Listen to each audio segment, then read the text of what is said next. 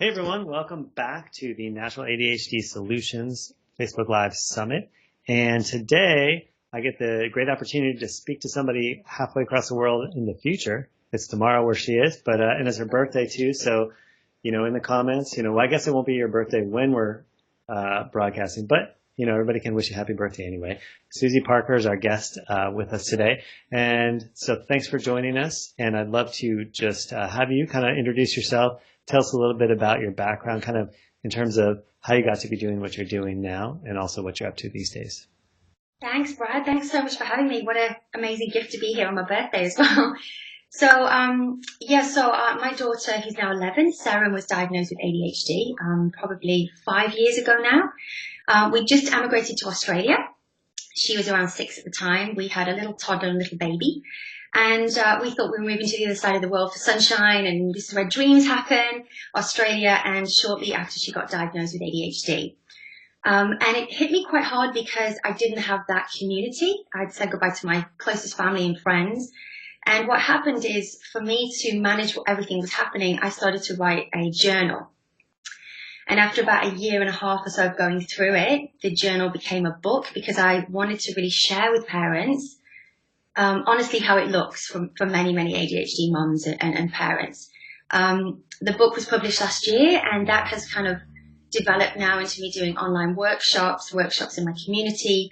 I have a membership, and I'm always sort of sharing everything that we went through and my passion for looking at ADHD as a gift and my vision for how people can step out of the stigma and start to see it as a trait.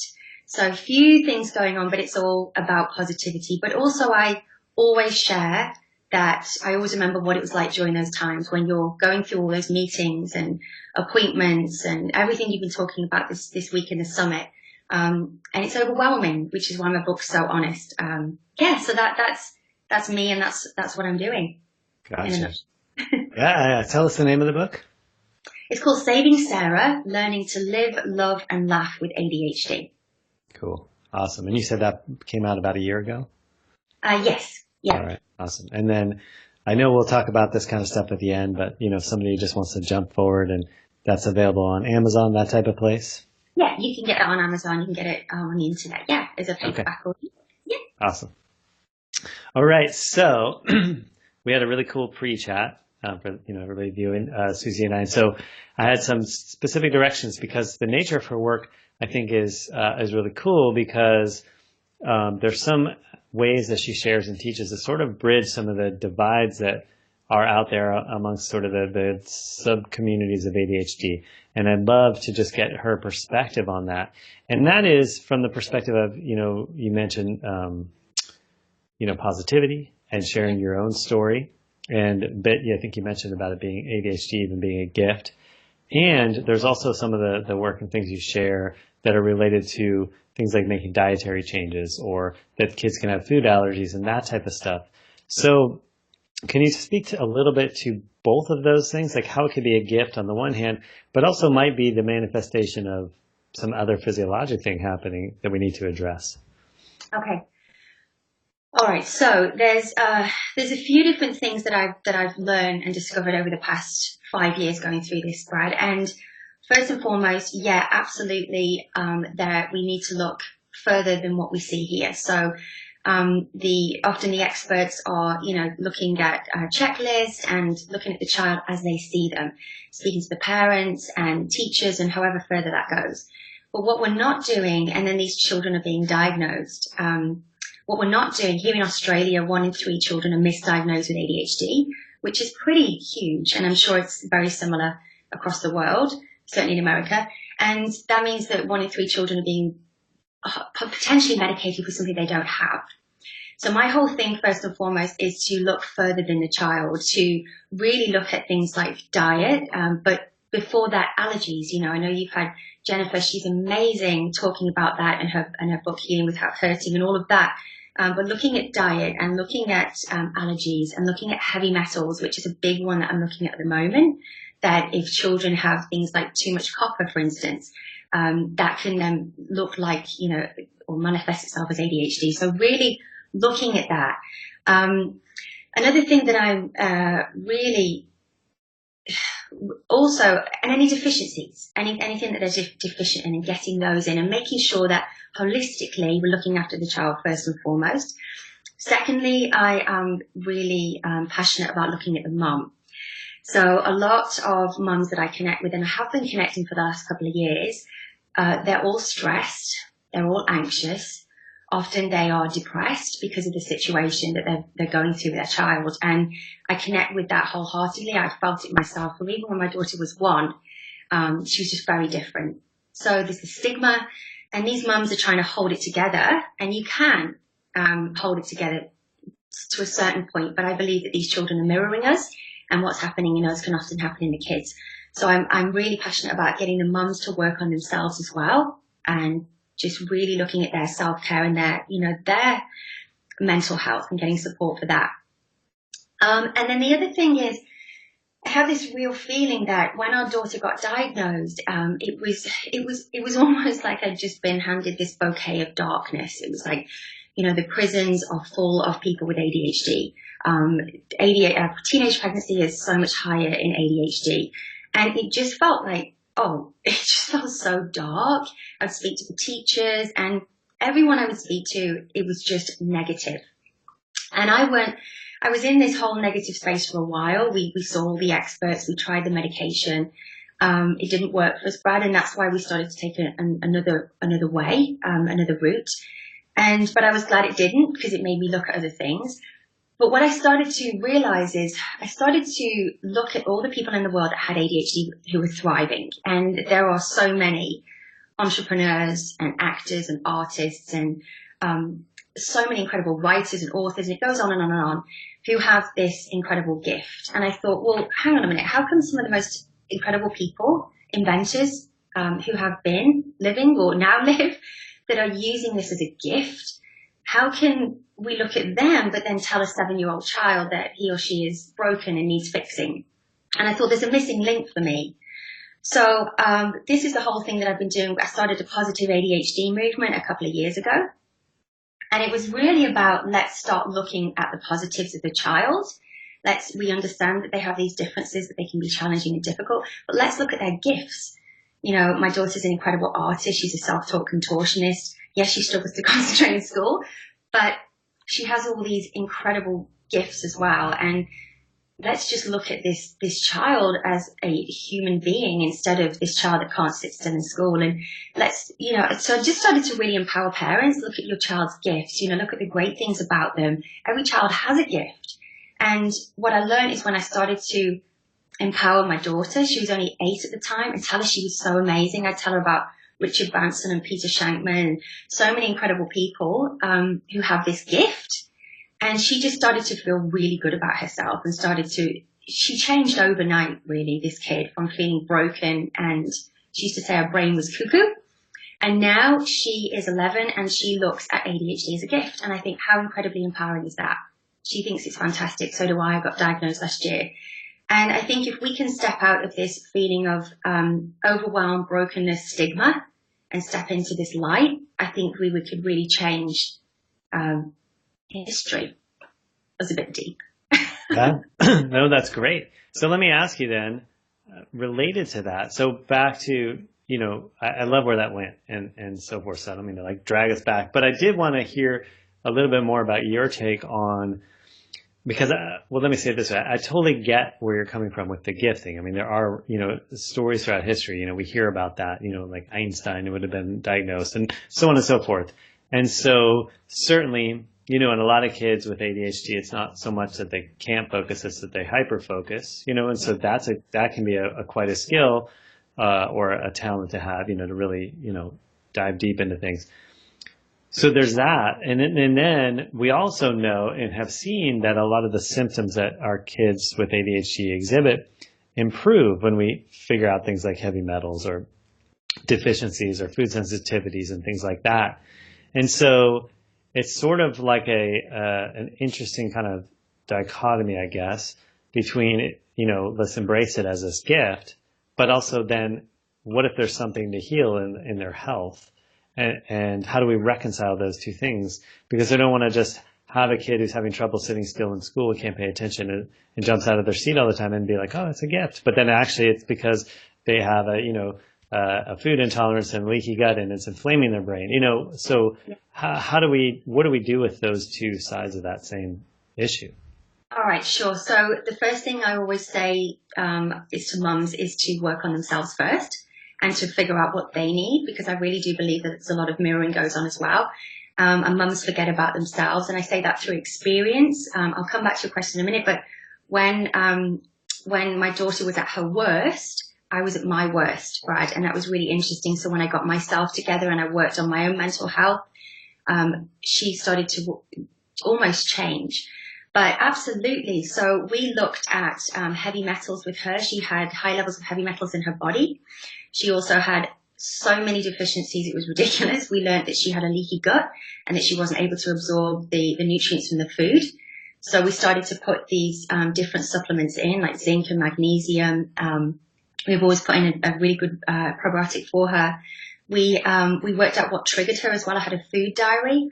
And, really, I always encourage mums to go to what your grandma would have eaten. I know we're a lot busier than what our grandmas would have been, but that these children are often very sensitive to preservatives and sugar. So if I give my daughter, now she's 11, if I give her sugar, she's gone. So even now, and I think that there's not enough talked about that. And I don't ever want to put parents into overwhelm because, do we do gluten-free? We've tried all of that, and we now do a limit on gluten. But going back to 3 years ago, yeah, we did all of that. We did gluten-free, dairy-free, sugar-free. What's left? And we put these supplements in. We worked on her gut health. We use essential oils as well. I use them for all my children. I use them for myself. They've been a game changer for us. And so absolutely, we put all of those things in place. So it's not, I hear what you're saying. It's not, yeah, my daughter has a gift. But then we're not actually doing anything about it, So the two things, and I know myself having ADHD, I don't have gluten. I don't have coffee. It's like someone's giving me a shot of adrenaline just from one coffee. It's ridiculous. So I know how I have to use essential oils and lots of grounding. And one thing that my daughter does as well is she has lots of time outside. So she doesn't wear shoes. For her, she says that she needs to have that grounding. She climbs trees. So there are a lot of things that you have to do, absolutely. And I always urge mums to do that first and foremost. And yes, get the diagnosis, but if you need to, of course, but then go and see an integrative doctor or a naturopath and just get that support you need 100%. Cool. So self-care for the parents or the moms, who you work with primarily, looking at ADHD sort of beyond or after those stages of kind of checking out the physiology and the food sensitivities, all that side of things. But then seeing that maybe the different way that our brains, whoever's brains work, as a gift, as their own unique expression. So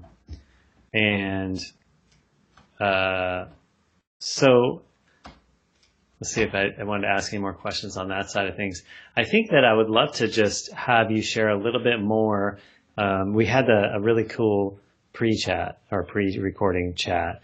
And so I'd love for you just to share some of that stuff on the recording too. In particular, you were mentioning, and maybe you could go a little deeper into, that maybe these kids are coming, into our planet at this time, like from outer space, but, that's maybe the next evolution, the way, the brains maybe are different and why we're seeing so much of this. Because I think that that's one problem I have, or one difficulty, not a problem, but one difficulty I have when I'm trying to reconcile that reality of ADHD being a gift. But then why are there so many kids being diagnosed with it? Like, why is it so much on the rise? There's, you hear things like, oh, well, it wasn't diagnosed in the past, but none of those really hold up to like statistical analysis. Like really it's increased at an epidemic proportion if you look at it like a disease. And so what the heck, why is that happening? And particularly if we look at it like it's a gift. So, you had some interesting considerations about like why maybe it's on the increase and Yeah. how it could be a gift at the same time. It's really interesting when you said then the word disease, because I know that that's what it can come up as, and it always makes me shudder. It's like, oh. But imagine if it was flipped and you had, 90, 85% of people with ADHD and you had 15% of normal people, then the normal people would kind of be seen as you have a disease, right? It's so funny. But I wanted to just touch on something as well, because I know that there could be some parents watching this who are like, what are you talking about? But I want to go back to the point of my daughter was diagnosed with not only ADHD, it was extreme as well, extreme ADHD, extreme anxiety and oppositional defiance disorder. And I know so many parents will resonate with that. And what I've come to learn is that all of the support that I was given from, some wonderful experts and ADHD coaches and teachers who try and manage this different child with this oppositional defiance disorder, it's such a horrible name, Yeah. and the ADHD and the anxiety, when I took their advice, her behavior was worse. So things like control.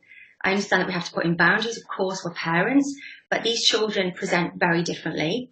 And if we try and break them down, and I have two other children who are normal, you'd say, so they're very compliant. You can put boundaries there and consequences, and they understand that.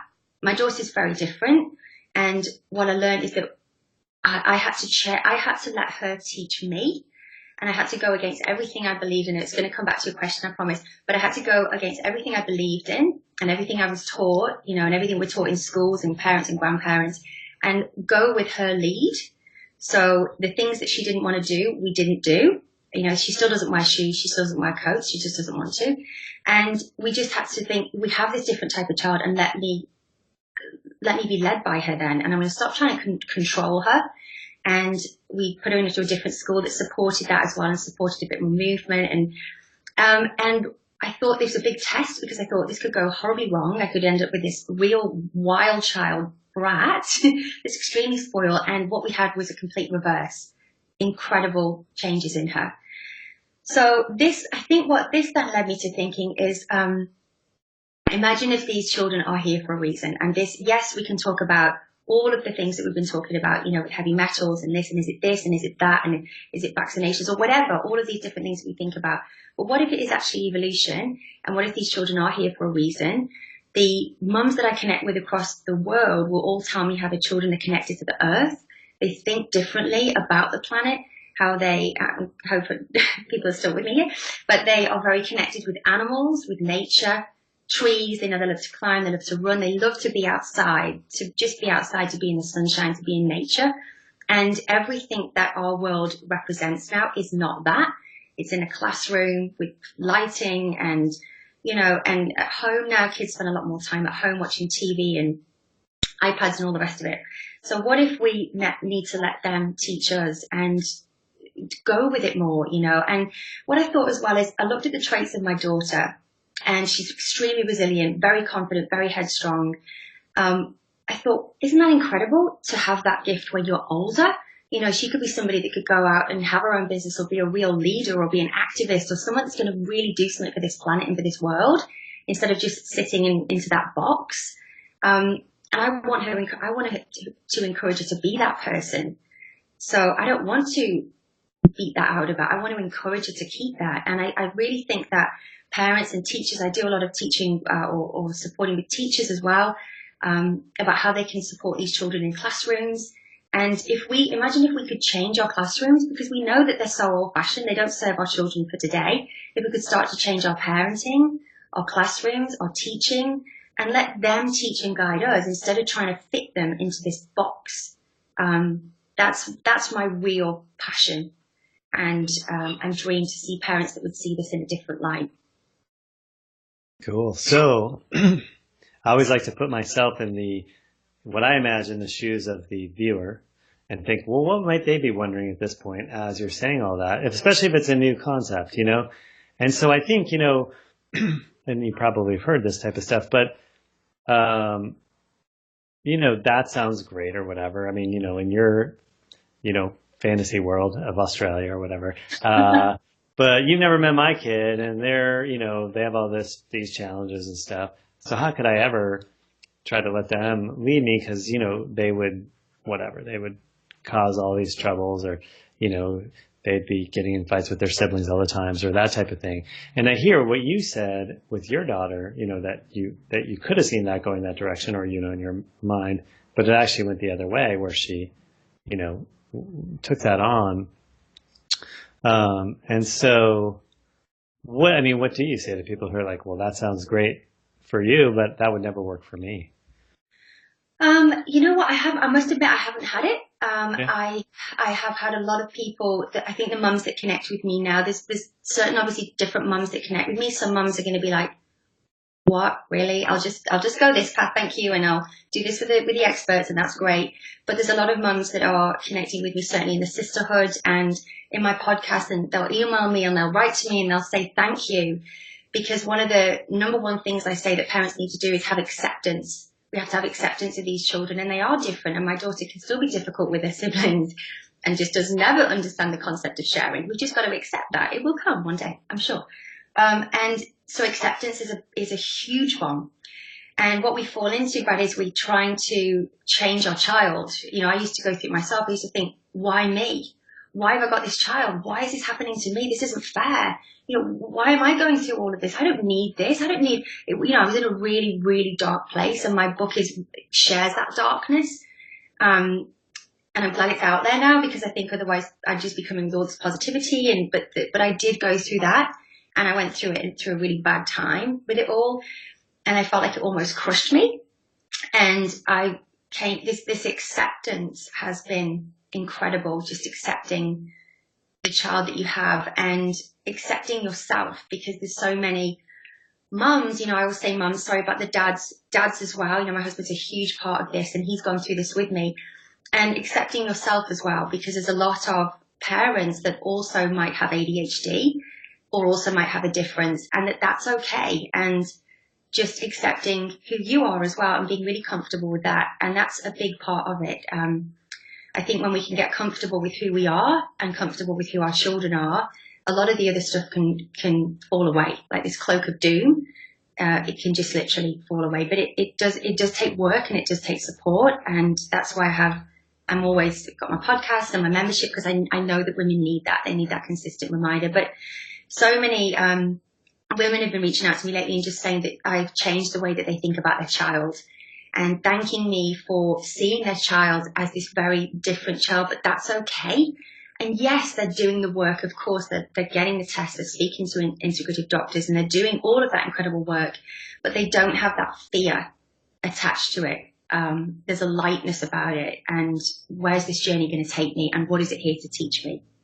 So that's what I would always say, is just, it's not for everyone. I understand that, but if I can take one person from feeling how I was feeling, which was just broken, into feeling more positive and wanting to really make a change for our kids, then that would be amazing. Awesome. So certainly you've shared some of this just in sharing what you do and your story and your perspective. Is there anything that stands out to you, or things that you could share that you would say you learned about you from your daughter, or from doing this process that you're describing with your daughter? Because, of course, we can learn about our children and accept them and these things you were just talking about, but it also sounds like you're saying by doing that, and if we take that idea, that concept that they are actually sort of the next evolution, we likely should be looking to them to learn from them, as individuals, in addition to, how we do society and schooling and all that kind of stuff. So does anything come to mind as far as, what maybe you've learned from her in this journey about you? Yeah, I have. It's a big word that I learned: acceptance, and also surrender as well. A lot of mums that I connect with, and certainly myself, I was somebody that wanted to control. I was always somebody that wanted when I say world, friends, family, whatever, to think that I had it all together, and that I knew what I was doing, and I was a great mum. And that was a big thing that I had, for me. And I think letting all of that stuff go as well, and knowing that it's not perfect, it's not perfect at all, but that's okay. So I've certainly, she's taught me a lot of that. She's taught me about acceptance. She's taught me to surrender, just to say, okay, I don't really know what I'm doing here. Of course, at the beginning I felt like that, but let's just let her teach me. And I've done quite a few YouTube videos on this as well, and how I've linked ADHD with spirituality, but just that it just had something to teach me, but also to be a real spokesperson as well, because what I've been saying to a lot of mums lately is to be a warrior woman. We have this opportunity to go into schools and make changes not only for our children, but for other children. There's something that they started in the US now, Brad, where it's called selective seating, and kids can choose where they want to sit. Some of them have bean bags, some of them might stand up, which I'm doing now. I prefer to stand. Some of them might want to sit by themselves. Some of them might want to sit in a little circle. And they have this opportunity. And I think, isn't that amazing? And these shifts are happening in schools because of these different kids. Because, they're having to look at this and say, well, we have these different children. What can we do for them? I know in Sarah's school, what they started to do is they started to put exercise in the morning. So all these different things. And what else has she taught me? I guess she's taught me to just honor who I am as well, and to be really proud of myself and what I believe in. And seeing how once we got rid of all the fear from her, she started to look at ADHD as a positive thing. And I just started to take from her, look, she's an incredible girl. She has resilience. She has determination and grit. You could certainly call them other things, but I'm, positive, right? And just let's be a bit more like that, And I think as women, I really want mothers and dads, well, my thing is the mamas, to stand tall. And what can we do with this? Let's let our children lead us. As I said, it certainly changed my dad. My dad was very, very strict, and she's changed him. He parented me very strict. He's a great guy. He's just very Victorian. And, she's broke that down in him. And her light has helped me and my family in so many ways. Absolutely. Yeah, that's beautiful. Really cool. So, I just, probably because my mind has been in this whole summit, I keep linking back what you're sharing to some of the other things we've heard. And so one thing I heard you saying, in addition to all this other stuff, is the concept of, these children being sort of an evolution, so you mentioned changing the way we do schooling, or maybe, and what you're talking about now is changing the way we do parenting and trying to control things. And that's the opportunity. And that could really fall right into honestly, all the physiological stuff too, right? Because what are we talking about? Like the preservatives in food, and the way the food system and the, pharmaceutical chemical industry has adulterated our whole thing. And now, we've known that as adults, and we've suffered, and we haven't done much to change it. But now that it's affecting our kids so strongly, now maybe we're rising up and saying, all right, this doesn't work either. So let's get rid of the old schooling. Let's get rid of the old parenting. Let's get rid of the old way we did even chemical food and, heavy metals and all that kind of pollution and stuff, because, and these kids are maybe leading the way in that, whether they realize it or not, if we let that happen. So. Exactly. And I don't know whether you wanted me to share as well that we have been, this is the place we're in now. And I've talked a lot about that today, but also the place that we were in before when she was medicated. Did you want me to share any of that, or is it a bit? Sure, if you feel like it's relevant, yeah. Okay. So as I say, going back to the beginning, she was diagnosed with extreme ADHD, anxiety and oppositional defiance disorder. And we were told straight away the best thing for that is medication. Because I was in this whole feeling of feeling lost and isolated and pretty broken myself with her behavior. I just thought, great, we'll do anything. And I'd been a very natural mum. I'd had home births and stuff. So it kind of went against everything I believed in. But I was in that place. And I know that there could be so many parents watching this now, that I was in that place of thinking, I have to do something, and I have to do something quick, because I can't go on like this. I didn't look at it as a positive thing then. I looked at it as an absolutely dreadful thing, if I'm being honest. And so we went down, you mentioned the pharmaceutical route. We went down there, and she was on a stimulant for the ADHD. She was on an antipsychotic for the oppositional defiance disorder, because they would almost sedate her slightly. Great. And then she was on an antidepressant as well for the anti-anxiety medication. So this is a 7-year-old child on 3 different types of medication, Brad. And that was huge. And I kept a diary. And she started to go through some serious changes, like her anxiety went through the roof. She became obsessed with death. She also was very often sedated and would fall asleep in school.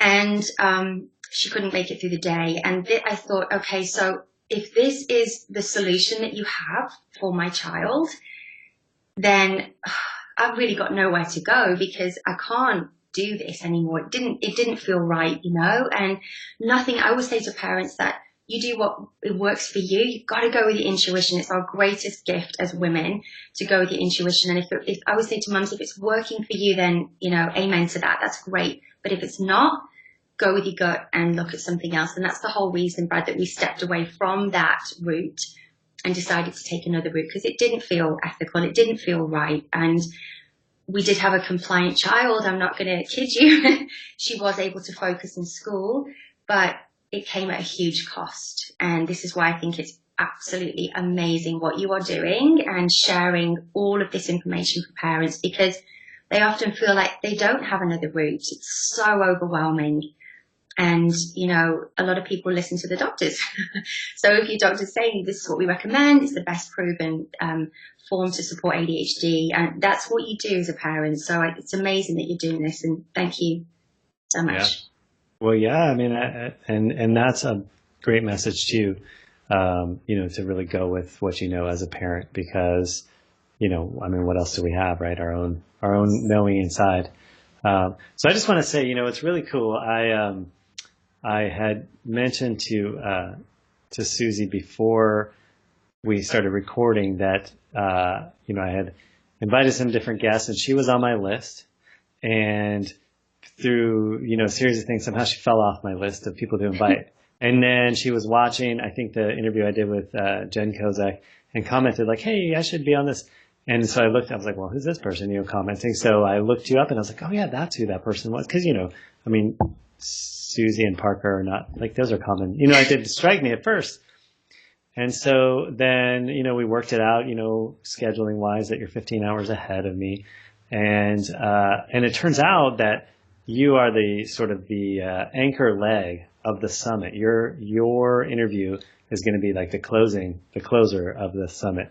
And I think that the message you're sharing is so cool and so beautiful related to that, because because, we've had people who are, coach parents, and we have people that coach adults with ADHD, and we have people that work on, the dietary things and the lifestyle things. And this awesome homeopathic practitioner, interviewed this evening, and all these different things. And it's like, what a beautiful way to kind of bring it all together in sort of a bigger picture of like, what's going on here in the big picture with all these kids, and how is it that all of that other stuff that we've talked about is so wonderful. It gives options, it gives hope, it gives, resources for people to look to and turn to, people to learn from, and to close out the summit with a message of, this positivity, and that remind us that our kids are these beautiful little creatures that are remarkable and amazing and brilliant, and their brains work the way their brains work. And so as parents, we do the best we know and the best we can to help them, reach their potential. So, yeah, beautiful. Thank you. Love that. Thank you so much. Yeah. So, not to break that lovely moment, but people are going to want to find you more. I mean, obviously, you mentioned your book. How else what's the best places to find you? Website, social media, all that kind of good stuff. Yeah, absolutely. So my website is susyparker.com. I have lots of blogs on there. There's access to my book on there, and my membership as well, which is what I call the sisterhood. And the reason that that's something I'm on Facebook and Instagram as well. I'm always sharing different things on there and doing lots of stories. And I have a podcast called the ADHD Mama, which is on iTunes, Susy Parker. And then, but my whole thing as well is I've created a sisterhood membership. And this for me is so important, because I wanted to give mums, there's so many ADHD groups out there that are very negative, and I just wanted to bring one that just felt, it didn't have that heaviness about it, and it just had a place of, just love and light and connecting women together. And I always say to women that so many women first come to me and they say they feel alone, and that's what I want to stop. I want to create this sisterhood of women, that we are here together for a reason. we've been chosen to parent these children for a reason, and these children have something to teach us, which I've said, and that we can collaborate and connect together to just help our children live their best life and to filter that through into the world. So that's something I'm very passionate about at the moment, and just connecting women in a sisterhood, and to just, it's going really well. When I started doing this 2 years ago, it's that whole subject, and how is that going to be, and what are parents going to be like with me, and what are mums going to like me, and I had this very different view, and obviously I was talking about natural healing for ADHD, but it's just been really positive. Hopefully, be nice to me, everyone. I want to keep that roll going. But it has been really positive, and that's what's beautiful about it. We can turn something and turn it into positivity. I'm the proof of that, and so is my daughter. Yeah, awesome. So on all those places, Facebook, Instagram, all that kind of stuff, you are under your name? So yeah, all of the Susy Parker, but all the links go on my website. Yeah. Right, and we'll put all the links below this in the comment section, so for anybody, so you can just click away at those and get those things. And then you also offered a gift of anybody here can check out the Sisterhood for 2 weeks, yeah? Yeah, they can come to the Sisterhood for 2 weeks for free.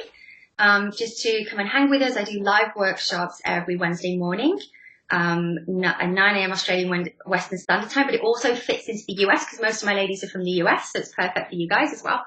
And I do live workshops. There's loads of workshops in there where I really delve into so much stuff that I've been talking about today. I have experts that come in and do lives with me in there as well. And they can come and hang with us for 2 weeks, and also they can have one of my books as well for free, Saving Sarah. So awesome. 2 giveaways. Wow, very generous. So we'll put the link for that stuff below here too, and you'll be able to find out her book, Saving Sarah, and then the 2 weeks in the Sisterhood. Awesome. Well, thank you so much for taking your time a day in the future, especially on your birthday. That's wonderful. Thank you so much. Yeah. Best birthday gift ever. Yeah, awesome.